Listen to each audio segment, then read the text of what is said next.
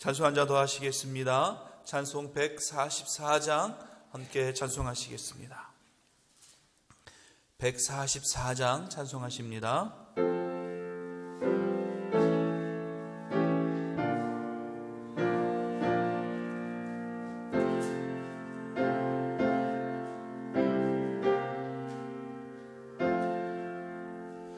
예수 나를 위하여 십자가를 질 때 세상 죄를 지시고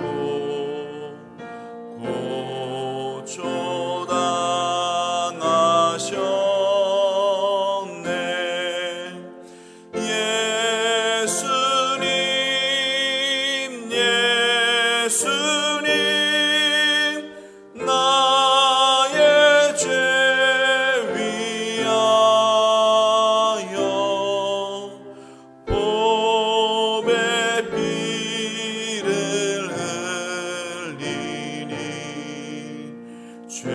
죄인 받으소서.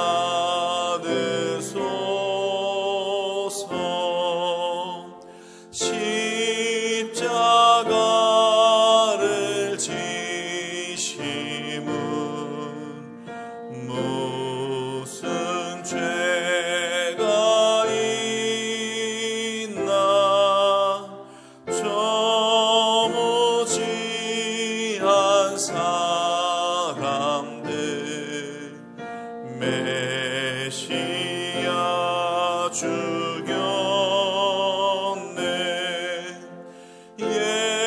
예수님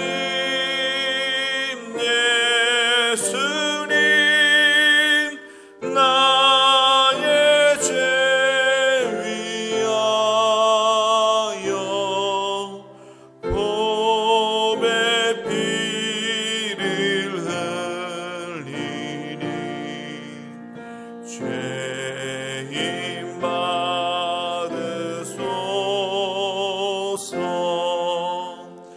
비와 같이 붉은 죄 엉덩이가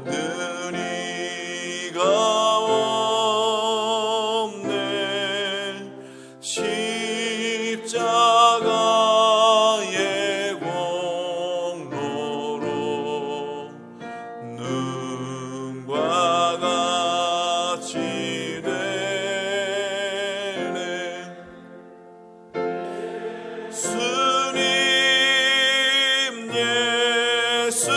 예수님 나의 죄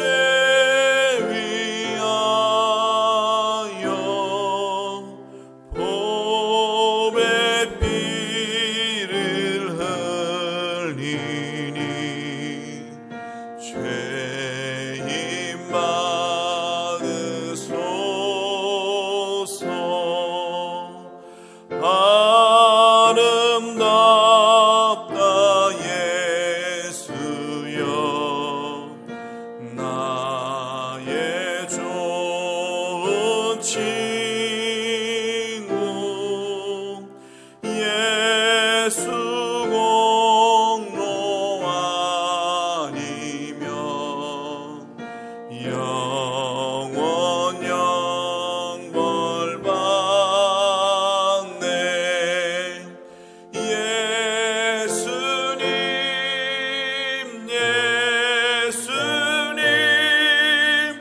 나의 죄 위하여 보배 피를 흘리니 죄인 받으소서.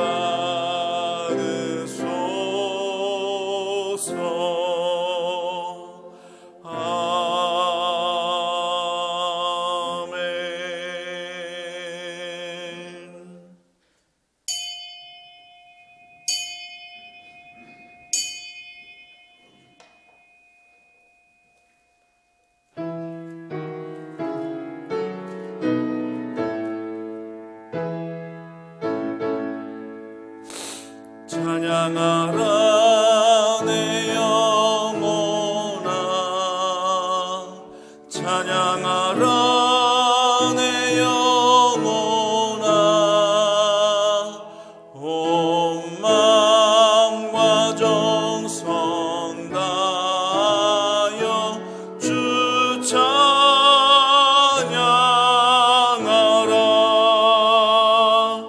경배하라 내 영혼아 경배하라 내 영혼아 온 마음과 정성 다하여 주 경배하라.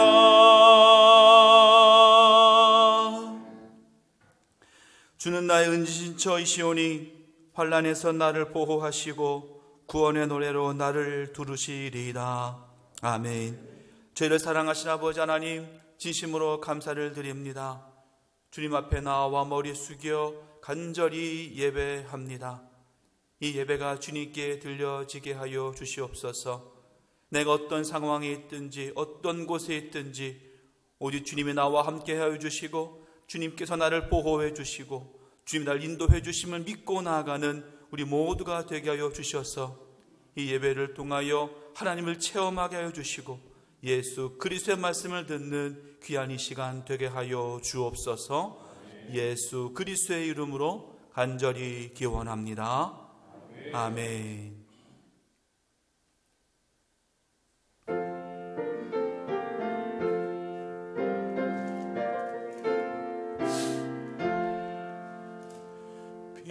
피난처 있으니 환난을 당한 자 이리 오라. 땅들이 변하고 물결이 일어나 산 위에 넘치되 두렵지 않네. 이방이 떠들고 나라들 모여서 진동하나.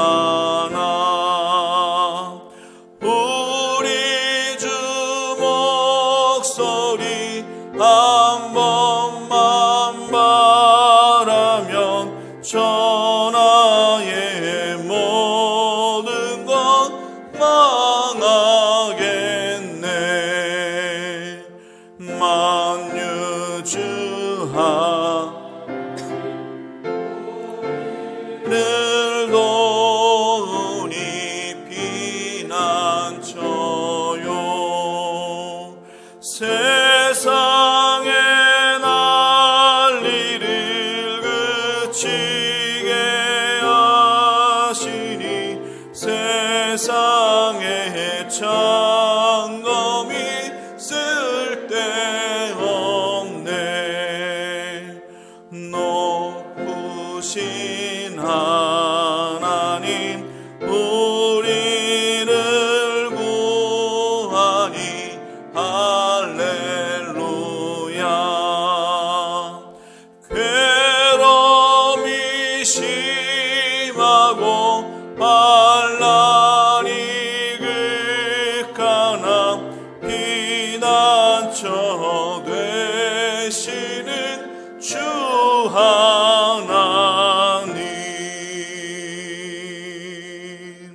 아멘. 손시교독문 10번 다 함께 교독하시겠습니다. 교독문 10번 함께 교독합니다. 하나님이여 나를 지켜주소서. 내가 주께 피하나이다.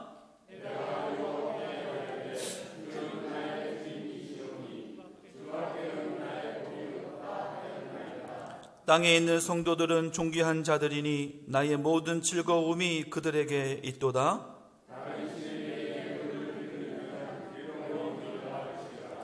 나는 그들이 드리는 피의 전제를 드리지 아니하며 여호와는 나의 산업과 나의 잔의 소득이시니 나의 분깃을 지키시나이다.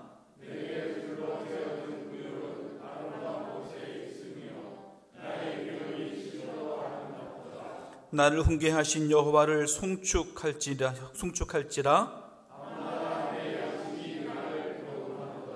내가 여호와를 항상 내 앞에 모시며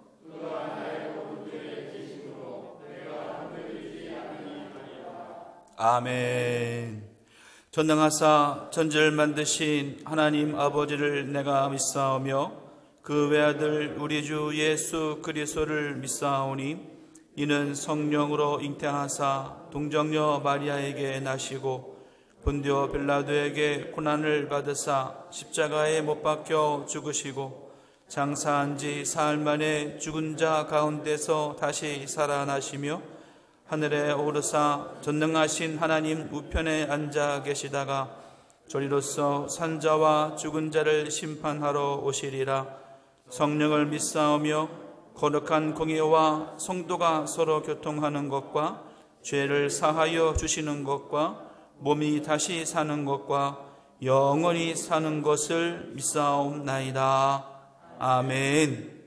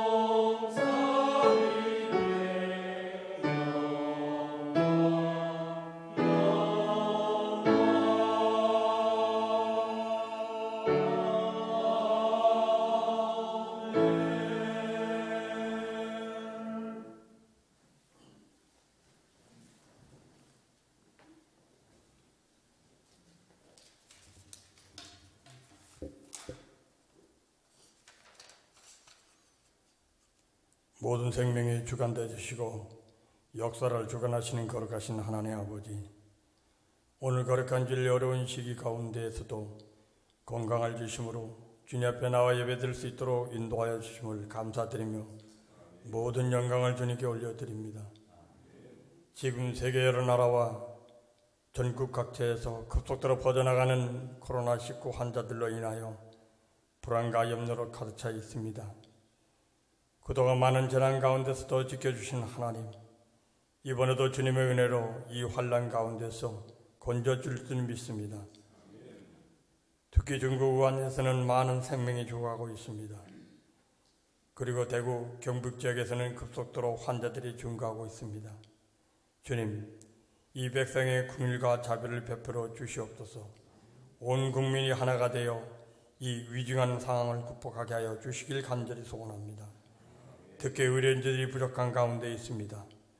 사랑으로 헌신할 수 있는 의료진들이 많이 지원하여 치료에 어려움이 없도록 도우시며 모든 의료진들의 안전을 지켜주시며 지혜를 주시옵소서.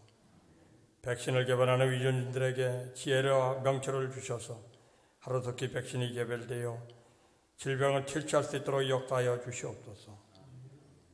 섭리자 되시는 하나님 아버지, 인류 문명이 발달하고 풍요한 같지만 인간의 연약함을 주님 앞에 고백하며 하나님께 모든 어려움을 맡기고 주님의 긍휼을 구하게 하옵소서.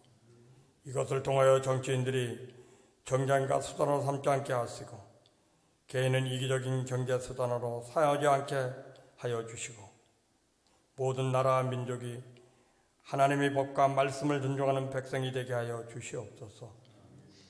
역사를 주관하시는 하나님 아버지, 우리 사회의 거짓 선지자들과 위선자들을 물리쳐 주시옵고 주님의 백성을 위선으로 선동하는 무리를 물리쳐 주시고 주님의 백성에게는 영적인 분별력을 주셔서 이단의 유혹에 넘어가지 않도록 굳건한 믿음과 세상을 보는 명철과 지혜를 주시옵소서. 주님, 오늘도 말씀 가지고 주님의 사명을 감당하시는 모든 선교사님들을 지켜주시기를 소망합니다. 이번 질병으로 인하여 선교에 어려움이 없도록 선교지를 지켜주시고 기도로 이 어려움을 극복하고 주님의 보호하심과 섭리하심 속에 선교의 열매를 맺는 복된 선교 활동이 되도록 인도하여 주시옵소서. 사랑해 주님, 이번 질병의 사태로 인하여 많은 교회들이 함께 모여 예배 드리지 못하고 가정에서 영상으로 예배를 드리고 있습니다.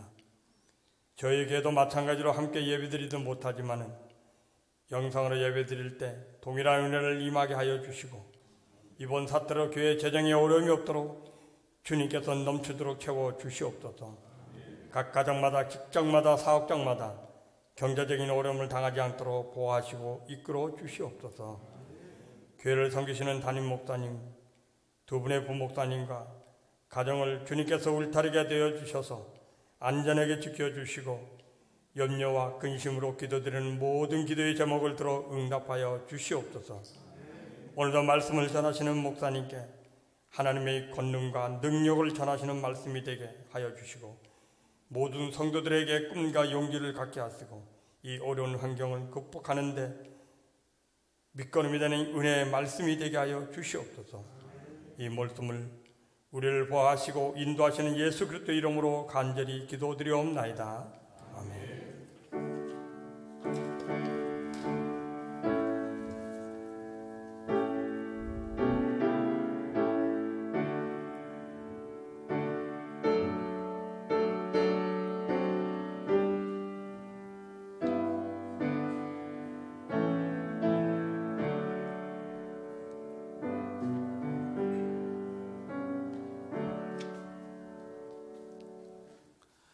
이 시간 교회에 알리는 소식 함께 전해드리겠습니다. 오늘은 교회 절기로 사순절 첫 번째 주일입니다. 지난 수요일을 성회 수요일로 하고 성회 수요일로 시작을 해서 주일을 뺀 40일을 사순절이라 하고 사순절이 마치고 그 다음 날이 부활절이 되게 됩니다. 그래서 함께 사순절을 지내게 됩니다. 좀 더 경건하고 좀 더 주님 앞에 나아갈 수 있는 거룩의 시간으로 삼는 시간 되시기를 간절히 바랍니다. 예배 안내 드립니다. 코로나19로 인해서 모든 예배는 잠정적으로 가정 예배로 대체하도록 하겠습니다. 언제까지가 될지는 모르겠지만 계속 연락을 드리도록 하겠습니다. 어떻게 바뀔지 아직도 알 수가 없습니다. 그래서 다음 주는 어떻게 될지 알 수가 없습니다. 하지만 분명히 말씀을 드리는 것은 모든 새벽 예배 그리고 수요 예배, 금요 예배 모든 것들은 저희 목회자들은 다 예배를 하고 있습니다. 매일 아침 모여서 함께 말씀을 읽고 기도하고 수요일날 모여서 수요 예배를 함께 하고 금요 예배를 함께 하고 있습니다. 여러분들 각 가정에서 함께 예배에 빠지지 않도록 해주시길 바라는데 사순절 묵상집을 지금 여러분에게 나누어 드립니다. 속장님을 통해서 전달을 해드리고 있습니다. 그러니까 여러분들 속장님들은 그 사순절 묵상집을 목사님에게 받으셔서 그것을 각 속도원들에게 잘 보내주셔서 매일매일 월요일부터 토요일까지로 되어져 있습니다. 그래서 매일매일 사순절 묵상집으로 묵상할 수 있도록 함께 해 주시기를 바랍니다. 그리고 주일 예배는 오늘은 일부 예배를 녹화를 해서 11시에 공개가 될 수 있도록 그렇게 하고 있습니다. 10시에 예배가 마치면 불이 나게 우리 목사님이 또 잘 편집을 해서 또 유튜브에 올릴 수 있도록 그렇게 하고 있습니다. 다음 주는 어떻게 될지 모르지만 우선 오늘은 그렇게 하도록 하겠습니다.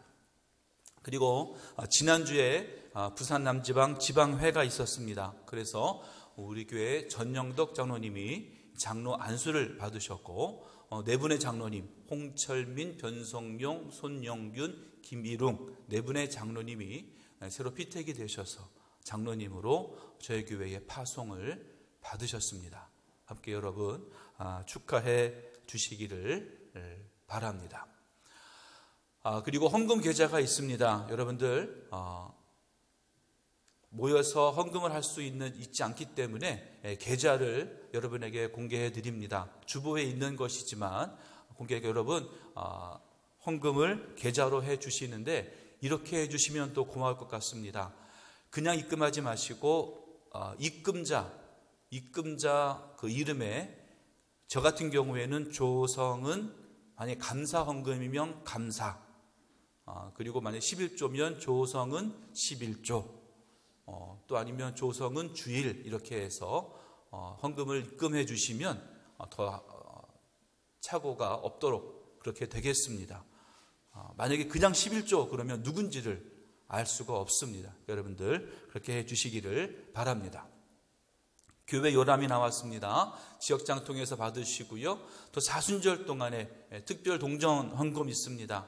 여러분들 함께 해 주시기를 바랍니다. 그래서 매일매일 아침마다 동전 헌금과 그 사순절 묵상집으로 함께 두 개를 같이 해 주시면 감사하겠습니다.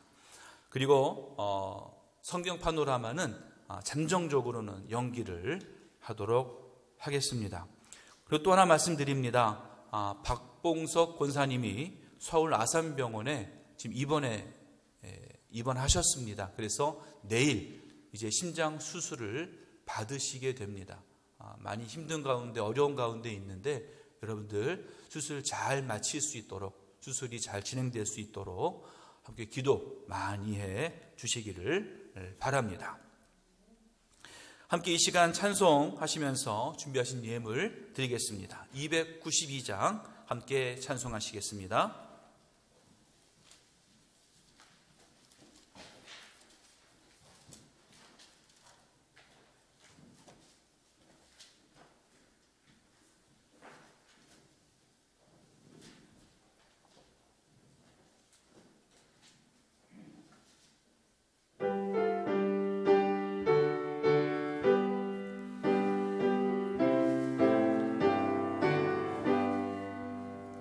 주 없이 살 수 없네 죄인의 구주여 그 귀한 법의 피로 날 구속하소서 구주의 사랑으로 흘리신 보혈이 내 소망 나의 위로 내 영광 됩니다. 주 없이 살 수 없네 나 혼자 못 서리 힘없고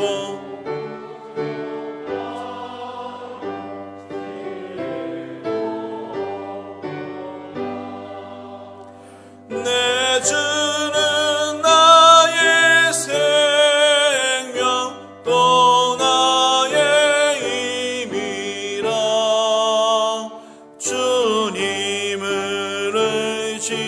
의지하여 지혜를 얻으리 주 없이 살 수 없네 내 주는 아신다 내 영의 깊은 간구 마음의 소원을 주밖에 나의 마음 네 알아주리요 내 마음 위로하사 경험케 하시네 주 없이 살 수 없네 세월이 흐르고 이 깊은 고독 속에 내 생명 끝나도 살아온 풍랑일 때 날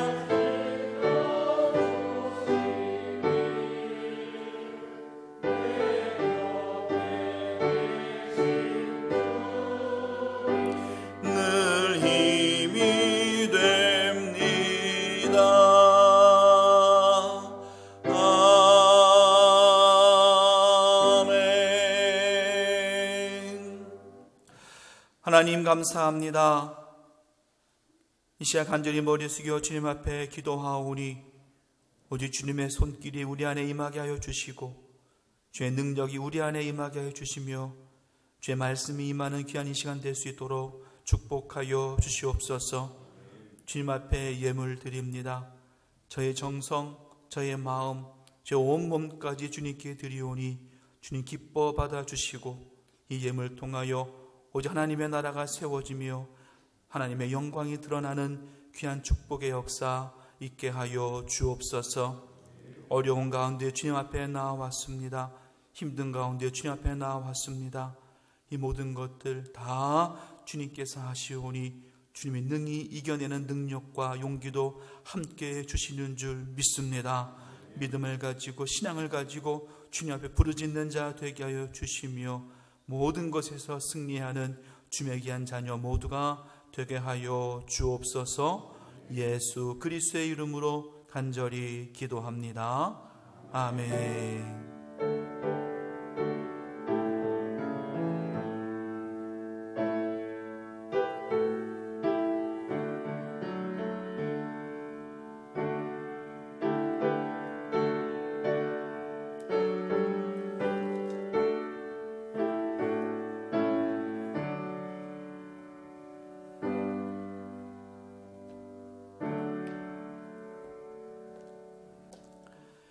이 시간 주시는 하나님의 말씀 함께 봉독하겠습니다. 오늘 주시는 말씀은 신약성경 히브리서 5장 1절로 10절 말씀입니다. 신약성경 히브리서 5장 1절로 10절 말씀입니다. 우리 한 절씩 교독하는 것으로 함께 말씀 보겠습니다. 제가 먼저 봉독합니다. 대제사장마다 사람 가운데서 택한 자이므로 하나님께 속한 일에 사람을 위하여 예물과 속죄하는 제사를 드리게 하나니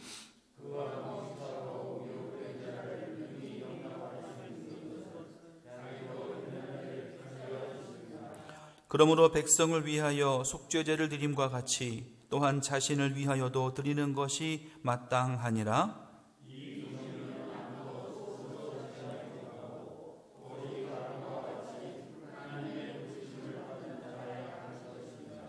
또한 이와 같이 그리스도께서 대제사장 되심도 스스로 영광을 취하심이 아니요 오직 말씀하신 이가 그에게 이르시되 너는 내 아들이니 내가 오늘 너를 낳았다 하셨고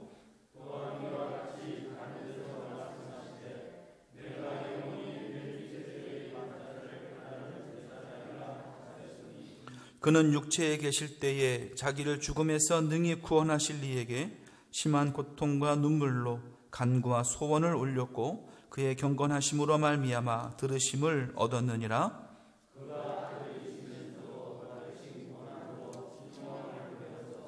온전하게 되셨은즉 자기에게 순종하는 모든 자에게 영원한 구원의 구원원이 되시고 하나님께 멜기세덱의 반차를 따른 대제사장이라 칭하심을 받으셨느니라.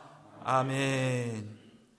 이 시간 설교를 위한 기도 우리 한 목소리로 함께 들으시겠습니다.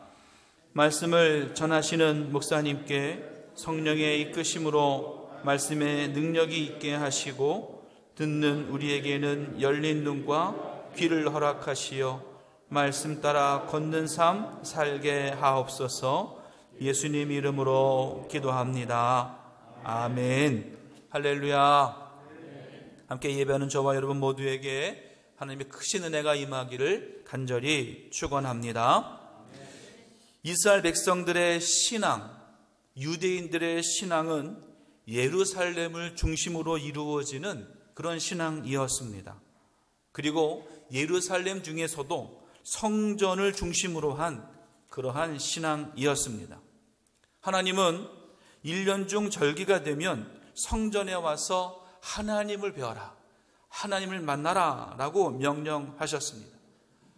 그리고 이스라엘 백성들은 이 하나님의 명령대로 절기 때가 되면 성전을 찾아왔고 또 죄를 짓거나 어떤 문제가 있을 때에도 성전을 찾아왔습니다.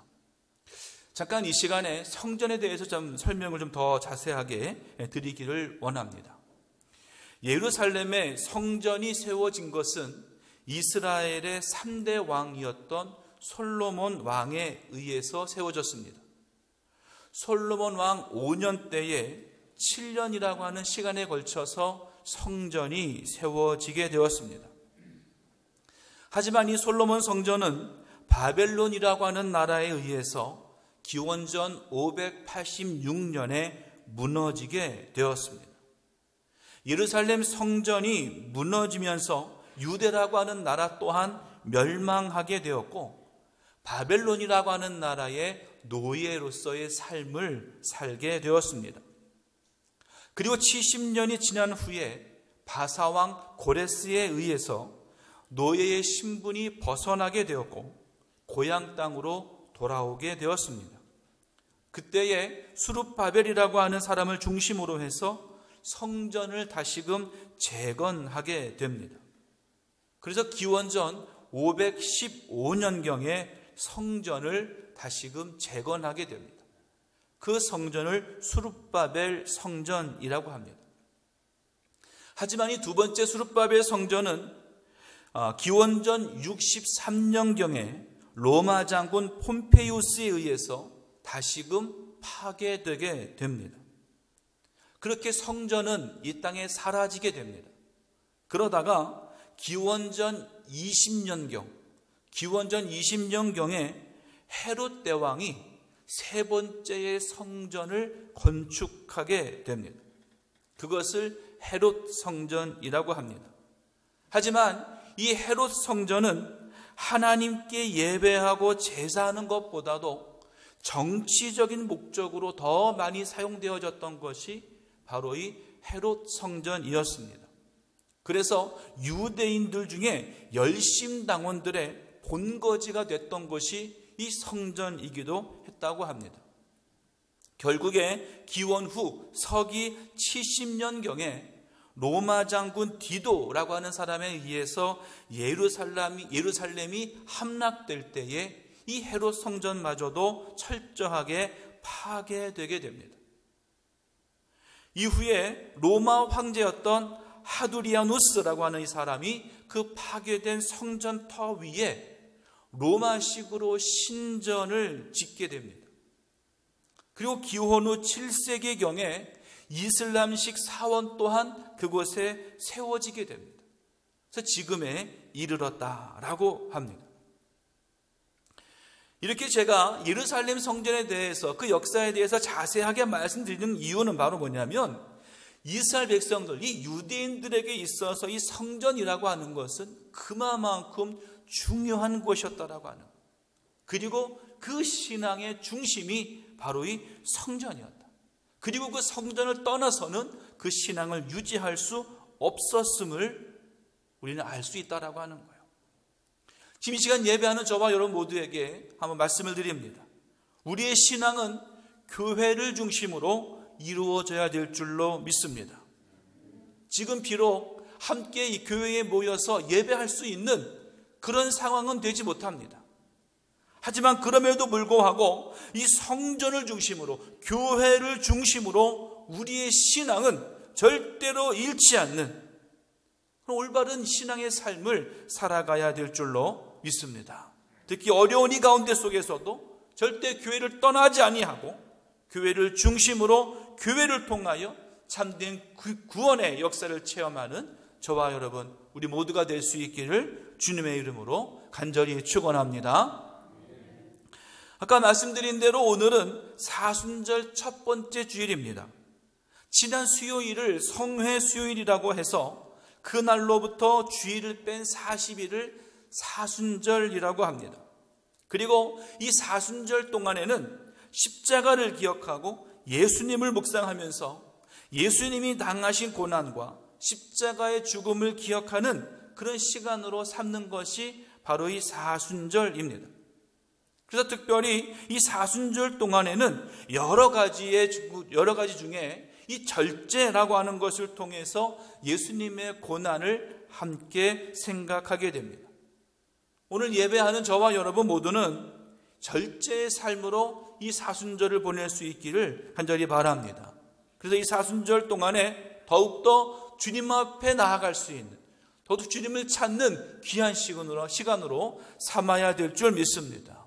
특별히 이번 사순절을 맞이하면서 저는 히브리서의 말씀을 통해서 이 사순절을 함께 묵상해 보려고 합니다. 총 6번의 말씀을 통해서, 히브리서의 말씀을 통해서 사순절을 묵상하게 될 텐데, 그 중에 오늘은 그 첫 번째로 우리들을 위하여 흘리신 예수님의 통곡과 기도에 대해서 함께 말씀을 나누기를 원합니다. 아까 예루살렘 성전에 대해서 말씀을 드렸습니다. 총 3번의 성전 건축이 있었는데 그 중에 마지막 헤롯이 지은 헤롯 성전이 무너졌을 때에 성전 서쪽 한편에 벽이 하나 남아있게 되었습니다. 유대인들은 지금도 그 벽에 서서 몸을 흔들며 기도하는 곳으로 삼고 있습니다.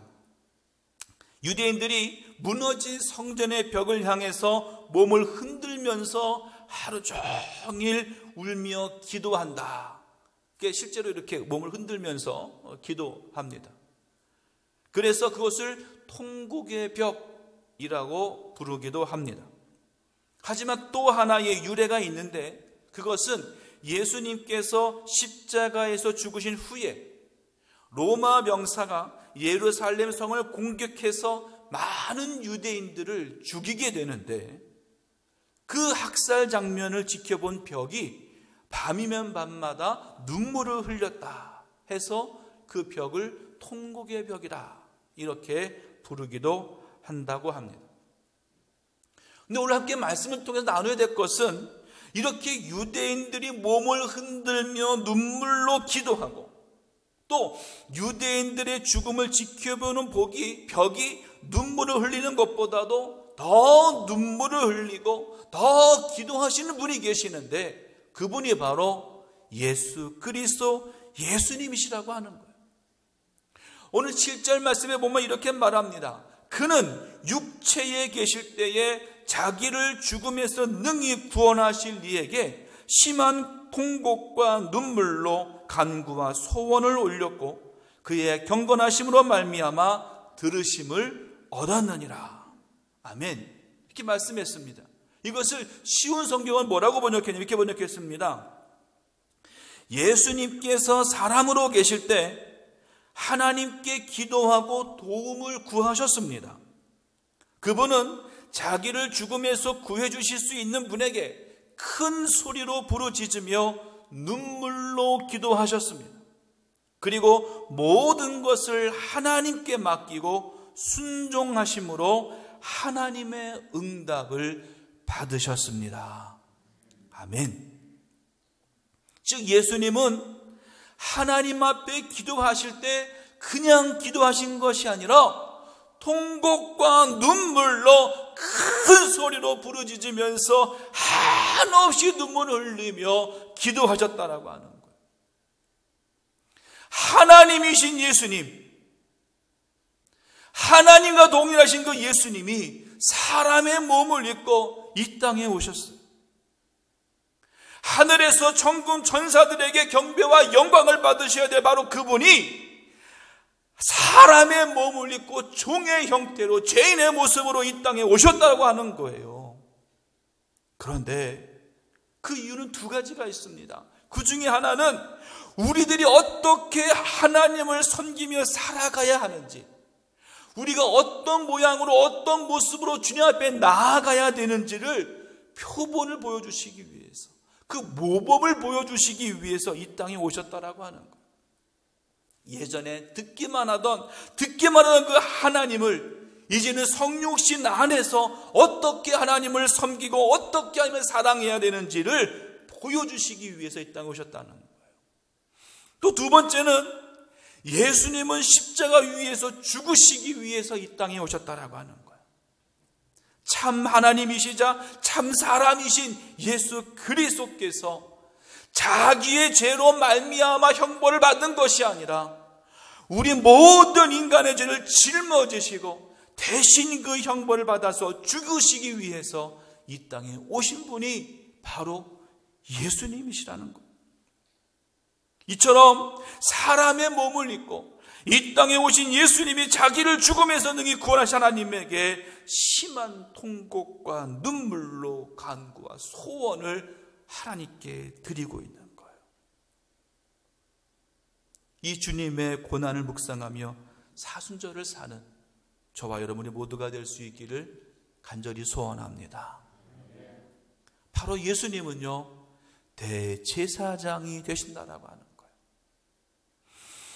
구약에서 이 대제사장은 성전을 감독하고 봉사와 회개를 주관하는 직책을 가지고 있는 사람이었습니다. 또한 1년에 한 번 대속죄일이 되면 지성소에 들어가서 백성을 위한 속죄제를 드렸던 사람이 바로 이 대제사장이에요. 그런데 신약에 오면서 이 대제사장은 산헤드린 공회의 의장 역할을 감당하게 되었습니다. 하지만 예수님 당시에는 통치자 로마에 의해서 대제사장이 임명되었기 때문에 성전에서 제사의 직무를 맡아야 했던 이 대제사장이 정치에 관여하게 되었다라고 하는 거예요. 그리고 로마의 앞잡이의 역할을 감당했던 사람들이 바로 이 대제사장이었습니다. 그리고 1절 말씀에 보면 이렇게 말합니다. 대제사장마다 사람 가운데서 택한 자이므로. 다시 말해서 이 대제사장은 사람 중에서 택함을 받았다라고 하는 거예요. 사람 중에서 택함을 받아서 그 사람들을 대표하는 사람이었다. 그러기에 그들은 자신이 대표하고 있는 사람들의 아픔과 연약함과 모든 사정을 하나님께 아뢰는, 하나님을 만나서 하나님께 모든 것을 아뢰는 역할을 감당해야 됐다라고 하는 것이에요. 대제사장은 그런 역할을 감당했어야만 합니다. 근데 오늘 본문의 말씀에 보면 예수님을 대제사장이다 라고 말씀하고 있어요. 무엇을 말하느냐? 바로 예수님께서 이 땅에 오신 것은 우리 모두를 대신하여, 우리 모두를 대표하여 하나님께 모든 것을 아뢰기 위해서 이 땅에 오신 분이 바로 예수님이심을 우리에게 분명히 말씀해 주고 있는 거예요. 하나님의 아들로서만 계시지 아니하고 친히 육신을 입고 이 땅에 오셔서 우리 인간과 동일한 상태가 되어서 대제사장과 중보자의 직분을 감당하신 분이 바로 예수님이시라고 하는 거예요. 그렇게 됨으로 해서 감히 내가 하나님 앞에 나아갈 수 없는 나를 대신하여 하나님 앞으로 우리를 인도하시는 그 분이 바로 예수님이시라는 거예요. 그러게 우리들은요, 예수로 말미암아 하나님 앞에 나아갈 수 있고, 예수로 말미암아 하나님의 이름을 부를 수 있고, 예수로 말미암아 하나님 앞에 영광을 올려드리는 예배하는 자로서 쓰임받을 수 있게 된다는 거예요. 또 이 대제사장은요, 실력으로 선출되는 것이 아니었어요. 아까 말씀드린 대로 로마에 의해서 임명되어진 사람들이 대제사장이었는데 1년씩 돌아가면서 대제사장의 직분을 감당했다라고 하는 겁니다. 이것은 또 무엇을 말하느냐? 이 대제사장은 특별하게 택함받은 제사장일 수 없다는 거예요. 특별한 사람이 아니라는 거예요. 대제사장은 특별한 사람이 아니라 어느 누구에게나 주어질 수 있는 직책이었음을 분명히 말씀하고 있는 거예요. 뭐냐? 예수님은 하나님이 낳으신 하나님의 아들임에는 틀림이 없습니다. 예수님은 하나님 자신임에도 분명한 진리입니다.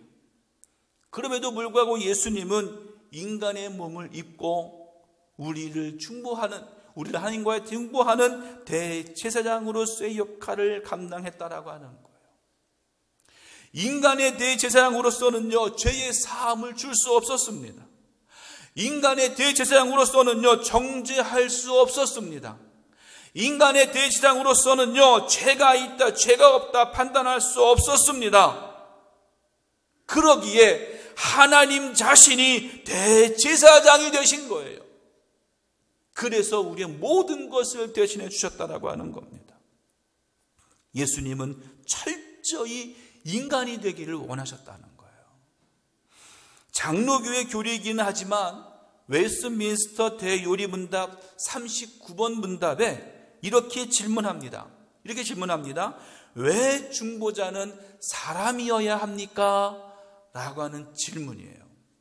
이 질문에 4가지의 답이 있습니다. 첫 번째는요, 우리의 성품을 향상시키기 위해서입니다. 두 번째는 율법에 순종하여 고난을 받기 위해서입니다. 세 번째는 우리의 본성을 가지고 우리를 대신하여 기도하시고 우리의 연약을 동정하시는 분이어야 하기 때문입니다. 네 번째는 우리가 양자되고 위로받으며 은혜의 보좌에 담대히 나아갈 수 있게 되어야 하기 때문입니다. 라고 말합니다. 예수님이 대제사장이 되셨다라고 하는 것은 예수님께서 철저하게 인간이 되길 원하셨다라고 하는 거예요. 완전한 인간이 되셔야 우리와 같이 고난을 받으실 수 있고, 완전한 인간이 되셔야 우리의 약함을 아실 수 있고, 완전한 인간이 되셔야 우리의 죄를 대신하여 십자가에 달려 죽으실 수 있기 때문입니다. 대제사장은 사람을 정죄하고 심판하는 것이 아니라 그 죄인들을 용납하여 속죄의 제사를 드리도록 하는 것이었어요. 사랑하는 성도 여러분, 예수님은 완전한 인간으로서 이 땅에 오셔서 모든 사람을 대속하는, 모든 사람을 용납하는 대제사장이 되신 겁니다. 하지만 2000년 전에도 그랬듯이 지금도 마찬가지인 것은 이 땅에 메시아가 오시는데 천상의 메시아의 모습으로 오신 것이 아니라 인간의 몸을 입고 오심으로 해서 예수님을 인정하지 않고 있다는 거예요. 오히려 예수님을 향해서 욕하고 때리고 결국은 죽이기까지 했어요. 그런데 이러한 모습이 바로 지금 이 현실에서도 똑같이 벌어지고 있어요. 예수님은 항상 내가 생각하는, 그리고 내가 믿는 대로 오시는 분이어야 된다라고 우리는 여기고 있습니다. 그리고 내 생각대로 예수님이 오시지 않았다면, 내 생각대로 예수님이 맞지 않다면 예수님을 인정하지 않는 거예요. 내 멋대로 예수님이 어떤 모양과 형태를 만들어 놓고는 그곳에 예수님을 끼워 맞추고 있는 것이 바로 요즘의 현실의 우리들이라는 거예요. 하지만 예수님은 그런 분이 아닙니다. 모든 사람에게 다르게 역사하시고 다르게 오시는 분이 바로 예수님이셔요. 사람마다 다른 모습으로 보여주시기도 하십니다. 예를 들어서 어느 때에는요, 소외받고 가난한 자의 모습으로 우리에게 오시기도 합니다. 어느 때에는 누구보다도 강한 자로 우리에게 오시기도 하십니다. 어느 때는요, 내가 도와주어야 되고 내가 돌봐주어야 되는 가냘픈 분으로 오시기도 하십니다. 하지만 중요한 것은 그 모두가 다 예수님이시라는 거예요. 내 생각에 끼워 맞춰진 예수가 아니라 하나님의 형상 그대로 나에게 오신 그 예수님이시라는 거예요. 이 모두가 나의 죄를 대신하시기 위해서 이 땅에 오신 하나님의 아들, 완전한 하나님이시고 완전한 인간이신 대제사장 예수님이시라는 것입니다. 근데 그 예수님이요, 눈물을 흘리셨다 그랬어요. 사람이 자신의 감정을 표현하는 방법 중에 가장 본질적인 것이 있다면 그것은 눈물일 것입니다. 어린 아이들은 배가 고파도 웁니다. 몸이 아파도 웁니다. 심심해도 웁니다. 바빠도 웁니다. 울음은 말을 못하는 어린아이들의 표현이기 때문에 그렇습니다. 만약에 여러분이 길을 가다가 울고 있는 어느 누군가가 있다면 우리들은 발걸음을 멈추고 왜 울고 있니? 라고 관심을 가지게 될 겁니다. 사랑하는 여인이 또 울고 있다면, 또 아니면 회사에 출근했는데 아내에게 전화가 왔는데 그 아내가 만약에 울고 있다면 아마 하루 종일 일이 손에 잡히지 않고 그 이유를 알고 싶어하는 것이 우리들 아니겠습니까? 우리는요, 슬플 때 가장 많이 웁니다. 하지만 때로는 너무나 기뻐서 눈물을 흘릴 때도 있습니다. 다시 말해 눈물이라고 하는 것은 여러 가지 의미를 가지고 있다라고 하는 거예요. 복음서에 보면 예수님이 직접적으로 우시는 장면이 2번 등장하고 있는데, 누가복음 19장 41절의 말씀에 보면 가까이 오사 성을 보시고 우시며 라고 말씀했습니다. 예수님께서 마지막으로 예루살렘 성에 나귀를 타고 들어가셨을 때에 타락해져 있는 예루살렘 성전을 바라보시고는 눈물을 흘리며 우셨다. 말씀은 기록했습니다. 또 하나는 요한복음 11장 34절로 35절 말씀에 이르시되 그를 어디 두었느냐 이르되 주여 와서 보옵소서 하니 예수께서 눈물을 흘리시더라. 사랑하는 형제였던 나사로가 이미 죽었을 때에 그의 여동생 마르다에게 예수님은 나사로가 살아날 것이다, 다시금 살아날 것이다 라고 분명히 말씀하셨지만 마르다는 그것을 믿지 못했습니다. 예수님은 이 믿음 없음에 안타까운 마음으로 눈물을 흘리셨습니다. 그리고 그 세 번째는 오늘 본문 말씀의 7절 말씀에 있는 것처럼 그는 육체에 계실 때에 자기를 죽음에서 능히 구원하실 이에게 심한 통곡과 눈물로 간구와 소원을 올렸고 그의 경건하심으로 말미암아 들으심을 얻었느니라 라고 말씀했습니다. 이 통곡과 눈물은 십자가를 지시기 전에 겟세마네 동산에서 하나님 아버지께 간절히 기도할 때 흘리셨던 그 눈물을 말하고 있습니다. 예수님은 육체에 계심으로 인해서 연약한 존재일 수밖에 없었습니다. 그리고 고통과 고난도 슬픔도 피해가고자 하는 그런 마음이 있으셨을 거라는 거예요.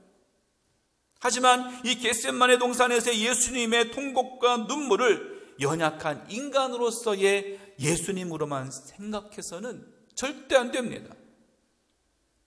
왜냐하면 예수님은 이 모든 것 또한 이겨내신 분이 바로 예수님이기 때문에 그래요. 물론 예수님께서 우리와 같은 몸을 입으셨기에 두렵고 고통스러웠던 것도 사실일 겁니다. 그리고 그 고통을 피해가고자 하는 마음 또한 사실일 것이었습니다. 더욱 고통스러운 것은 하나님의 아들인데, 내가 하나님의 아들인데 그 하나님이, 그 아버지가 나를 버리셨다, 나를 죽음에 내모신다라고 생각하니 얼마나 눈물이 났겠습니까? 하지만 예수님의 심한 통곡과 눈물과 간구는 더 높은 차원의 통곡과 눈물과 간구였어요. 연약한 인간으로서의 모습만이 아니라 예수님께서 심한 통곡과 눈물과 간구와 소원을 하나님께 올린 것은 죄를 범한 인간이 하나님을 멀리 떠나 있었지만 그것을 깨닫지 못하고 두려움도 모르고 허랑방탕한 생활을 하고 있는 인간들의 영적 무지함을 아셨기 때문에, 그랬기 때문에 눈물로 기도하신 거예요. 예수님은요, 세상에 사시는 동안에 전심전력으로 하나님의 복음을 전했어요. 하지만 사람들은 예수님의 말씀을 듣지 않고요, 예수님께서 보여주시는 이적들을 눈으로 보면서도 하나님의 아들이심을 인정하지 않았어요. 이제 인간들에게 남은 것은 무엇입니까?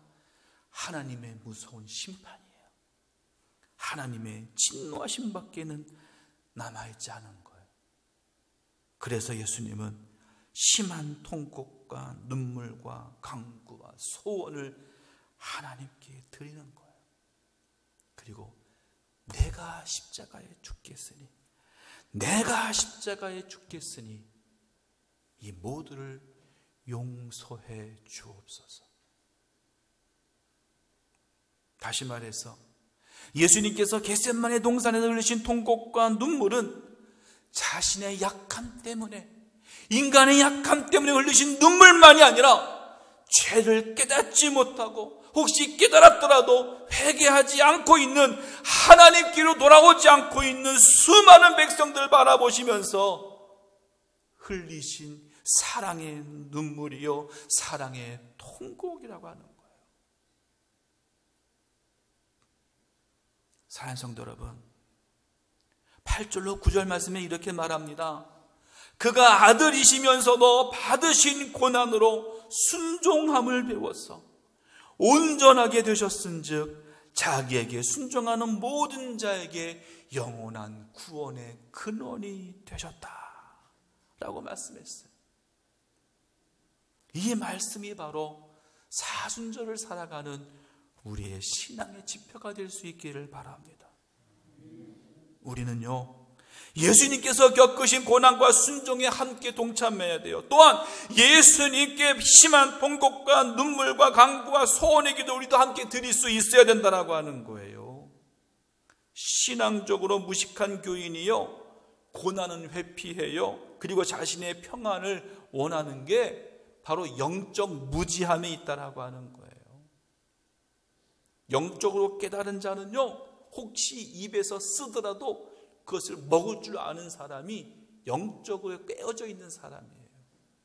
영적에 무지한 사람은요, 내 입에서 쓰기 때문에 뱉어버려요. 내 입에 단 것만 입에 넣으려고 하고 있다라고 하는 거예요. 우리 예수님은요, 하나님께 순종하심으로 십자가를 지신 거예요. 우리 믿는 자들은 이제 예수님의 통곡과 눈물이 바로 나의 통곡과 눈물이 될 수 있기를 간절히 바랍니다. 예수님은요, 완전한 인간이 되시길 원하셨어요. 그래서 대제사장의 모습으로 그렇게 되신 겁니다. 하지만 예수님은 완전한 하나님으로서 우리에게 오신 분이에요. 하나님이 이 세상을 너무나 사랑하셔서 독생자 아들까지 아끼지 아니하시고 이 땅에 내려주셨던 것처럼 예수님 또한 우리들을 너무나 사랑하셔서 십자가에서 기꺼이 죽어주신 거예요. 우리들이 죄인일지라도, 우리들이 무지할지라도, 주님을 지금 멀리하고 있을지라도 주님은 나를 사랑해 주시는 거예요. 나를 너무나 사랑하셔서 눈물로 기도하시고 통곡으로 기도하시고 끝끝내 십자가에 달려 죽으시기까지 하셨다는 겁니다. 이 사순절 기간 동안 나를 향하신 예수님의 끝없는 사랑의 눈물을 기억하는 귀한 시간 되기를 간절히 소원합니다. 함께 예배하는 저와 여러분, 우리 해울 성도 모두는요, 나를 사랑하시는 예수님을 이 사순절 기간 동안 체험할 수 있기를 바라요. 나를 위해 흘리시는 예수님의 눈물을 깨달으시기를 바랍니다. 그리고 나 또한 이 사랑을 베풀며 전하는 자로서 그 삶을 살아가는 저와 여러분, 우리 모두가 될 수 있길 주님의 이름으로 간절히 축원합니다. 기도하겠습니다. 하나님, 감사합니다. 주님만 사랑합니다. 주님만 의지합니다. 예수님은 완전한 인간이 되셔서 우리에게 오셨고 완전한 하나님으로서 우리에게 오신 줄 믿습니다.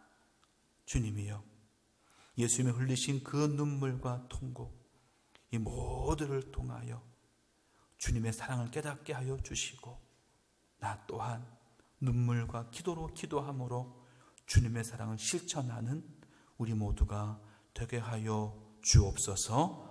예수 그리스도의 이름으로 기도합니다. 아멘. 다 함께 하셔서 함께 찬송 93장 찬송하시면서 결단 함께 하시겠습니다.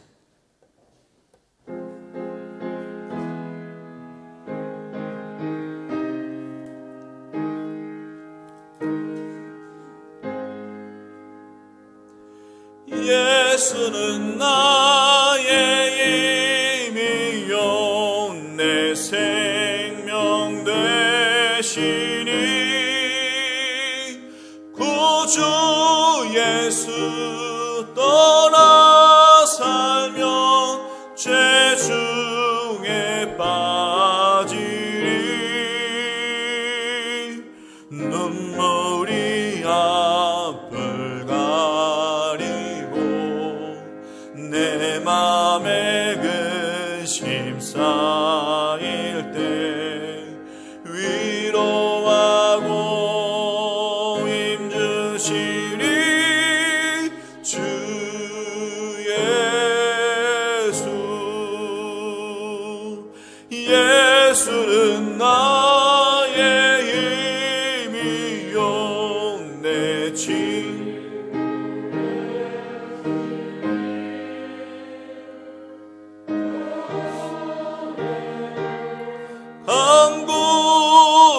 강구하면 풍성히 받으리 햇빛과 비를 주시니 추수할 몫이 많도다 귀한 열매 주시느니 주 예수. 예수는 나의 힘이요 내 기쁨 되시니 그 명령을 준행하여 늘 충성하겠네 주야로 보호하시며 바른 길 가게 하시니 의지하고 따라가리 주 예수. 예수는 나의 힘이요 내 소망 되시니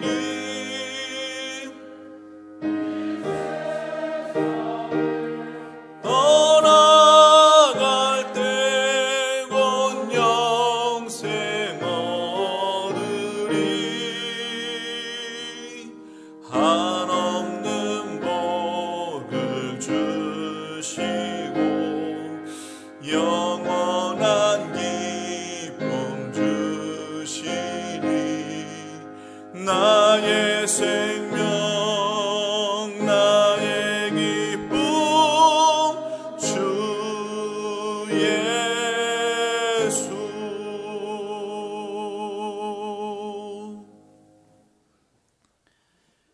이제는 우리의 모든 죄를 사하시기 위하여 기꺼이 십자가에서 죽으신 예수 그리스도의 은혜와